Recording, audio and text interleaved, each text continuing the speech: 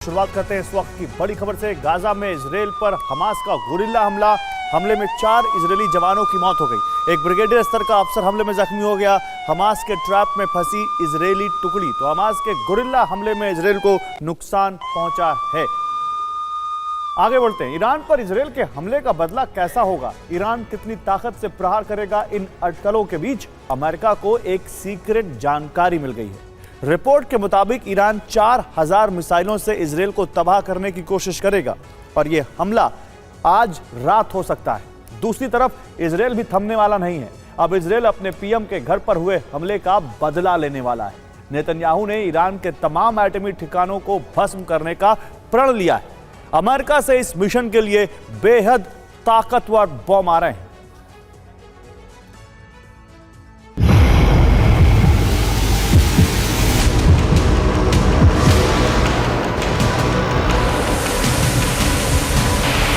دو فروند پرنده ناشناس نزدیک شونده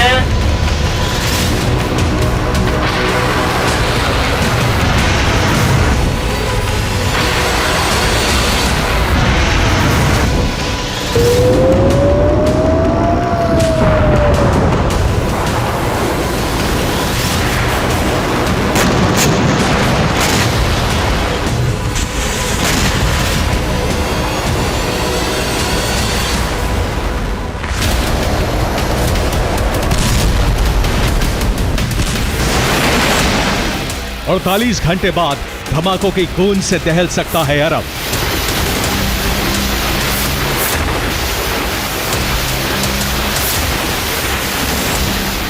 दुनिया के सबसे बड़े पावर सेंटर, सबसे आधुनिक खुफिया तंत्र ने इजराइल को आगाह कर दिया है।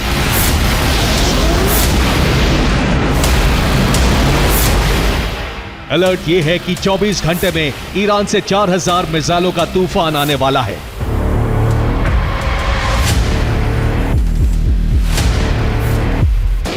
एक अक्टूबर को दुनिया ने इजराइल पर ईरान का यह हमला देखा।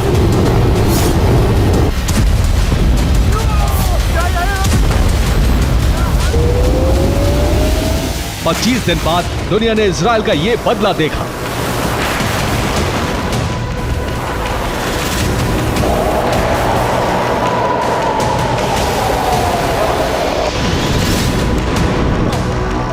लग रहा था कि अब इंतकाम की आग ठंडी पड़ जाएगी, हिसाब बराबर मान लिया जाएगा, लेकिन ऐसा नहीं है। लेटेस्ट ब्रेकिंग न्यूज से यह अंदाजा हो रहा है कि ये दोनों हमले एक महायुद्ध का ट्रेलर है।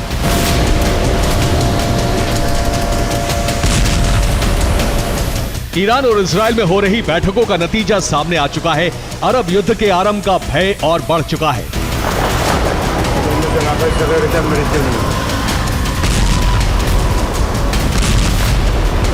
असली जंग तो अब शुरू होगी, क्योंकि इस बार बात सिर्फ इंतकाम तक सीमित नहीं है। अब दोनों देशों का मिशन बहुत बड़ा हो चुका है। पेंटागन की सीक्रेट रिपोर्ट के मुताबिक खामनेई ने इजराइल पर हमले का हुक्म दिया है। ईरान टू प्रॉमिस 3 की तैयारी कर रहा है। 4000 मिसाइल से हमला किया जा सकता है।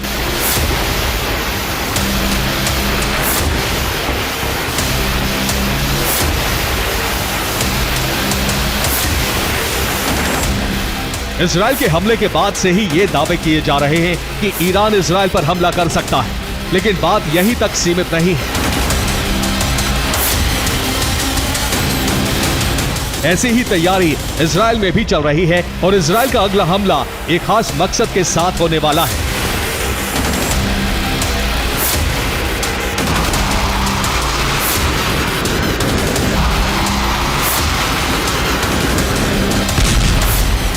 रिपोर्ट के मुताबिक इजराइल अब नेतन्याहू के घर पर हुए हमले का बदला लेगा। इजरायली कैबिनेट ने ईरान पर हमले को मंजूरी दे दी है। इजराइल ने ईरान पर हमले की तैयारी शुरू कर दी है।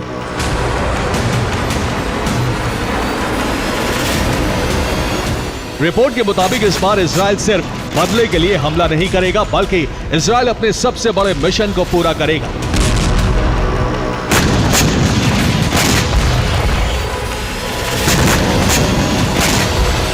इजराइल ईरान पर इस बार के हमले से बेहद उत्साहित है। ईरान में मिसाइल के कई कारखानों को तबाह करने का दावा किया गया है। ईरान के मिसाइल कार्यक्रम को भारी नुकसान पहुंचा है। ईरान को नुकसान की भरपाई करने में बरसों का वक्त लगेगा।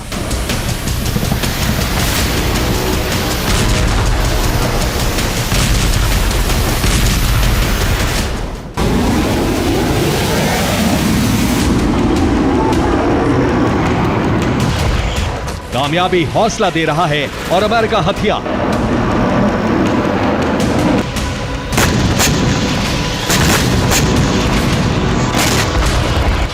यही वजह है कि नेतन्याहू ने अब ईरान के एटमी मिशन के सर्वनाश का मिशन शुरू करने की सौगंध ली है।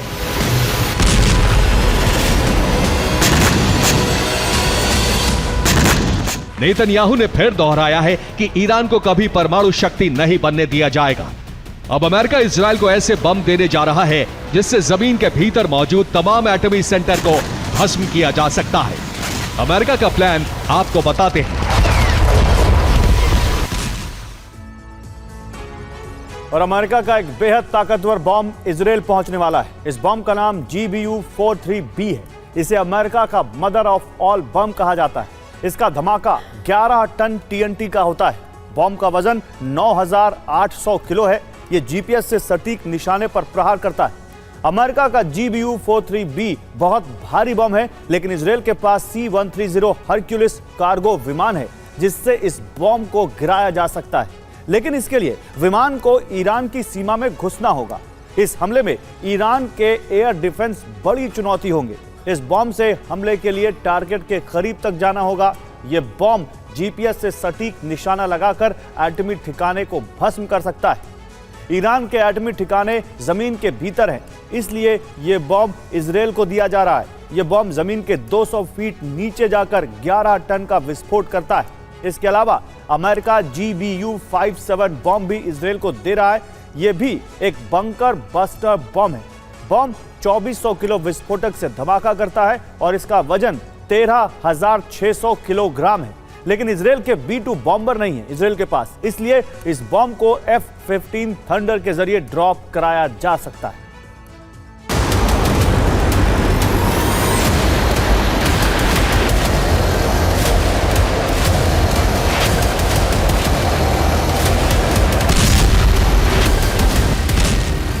अमेरिका ने यमन में मौजूद अंडरग्राउंड मिसाइल डिपो को नष्ट करने के लिए B-2 बॉम्बर से बम गिराया था।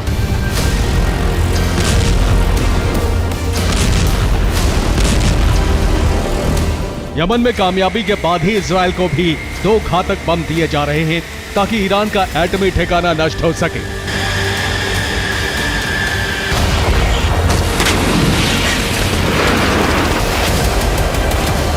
अमेरिका लगातार इजराइल की मदद कर रहा है। अमेरिका ने ही इराक को सुरक्षित एयर स्पेस दिया।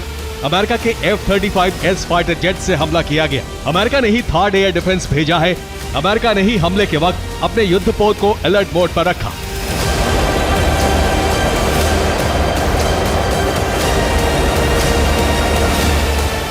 इजराइल कितनी बड़ी जंग की तैयारी में है, इसका अंदाजा इसी बात से मिल रहा है कि इजराइल में जल्द सैनिकों की भर्ती शुरू होने वाली है। القضية ليست قضية سياسية بل قضية أمنية وأخلاقية. ما عرضته في القراءة الأولى على القانون فالوضع بات أسوأ.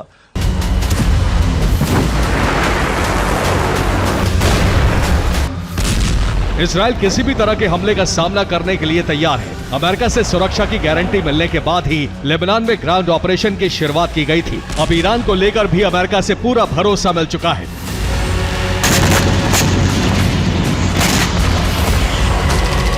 दूसरी तरफ रूस के भरोसे से ईरान के हौसले बुलंद हैं।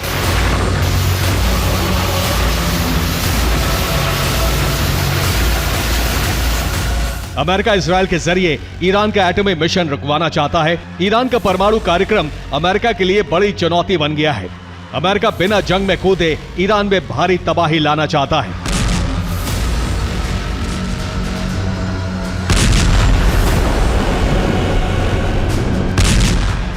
दूसरी तरफ मिडिल ईस्ट को लेकर रूस की अपनी प्लानिंग है।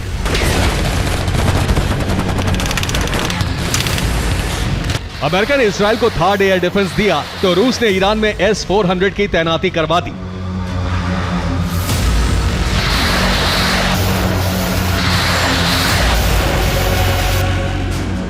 एक अनुमान के मुताबिक ईरान के करीब अमेरिका के 65,000 सैनिक मौजूद हैं।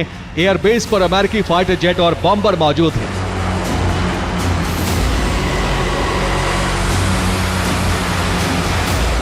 पेंटागन से ऑर्डर रिलीज होते ही ईरान को अमेरिकी बेस से अटैक का सामना करना पड़ेगा।